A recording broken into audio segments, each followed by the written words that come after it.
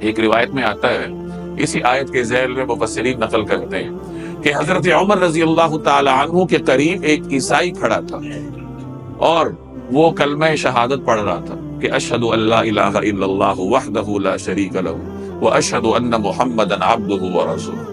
تو حضرت عمر نے اس سے پوچھا کہ تم کیوں مسلمان ہوئے ہو، تمہارے اسلام لانے کی وجہ کیا ہے؟ تو اس نے کہا کہ بات یہ ہے کہ میں تورات، انجیل اور گزشتہ صحائف کا عالم ہوں، میں نے وہ ساری کتابیں پڑھی ہوئی ہیں، مجھے ازبر ہیں۔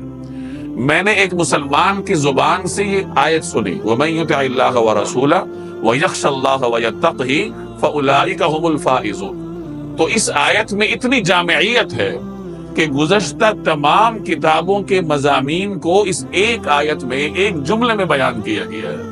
تو اس سے میں متاثر ہوا کہ یہ کلام واقعتاً اللہ کی طرف سے ہے کہ جس نے اتنے اختصار کے ساتھ گزشتہ تمام کتابوں کے مضامین کو سمیٹ کر بیان کر دیا ہے۔ تو اس آیت نے مجھے مسلمان کرنے پر مجبور کر دی۔ اس آیت میں سارا دین آ جاتا ہے۔ وَمَن يُطِعِ اللَّهَ، اللہ کی اطاعت، اس میں فرائض آ گئے، وَرَسُولَهُ، رسول کی اطاعت، اس میں سنتیں آ گئی، وَيَخْشَ اللَّهَ، اللہ کا خوف، اس میں توبہ آ گئی کہ گزشتہ زندگی پر انسان خوف میں مبتلا ہو، اللہ تبارک و تعالی سے معافی مانگے، اور آگے وَيَتَّقْهِ، اس میں اگلی زندگی کے بارے میں احتیاط آ گئی، یعنی فرائض پر بھی عمل ہے، سنتوں پر بھی عمل ہے، گناہوں پر ندامت ہے، اور آئندہ کے لیے احتیاط ہے۔ تو جو آدمی ان پر عمل کر لے تو اس سے بڑھ کر کامیاب کون ہو سکتا ہے؟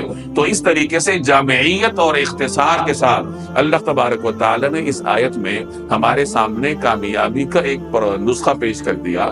اللہ تبارک و تعالی عمل کرنے کی توفیق عطا فرمائے۔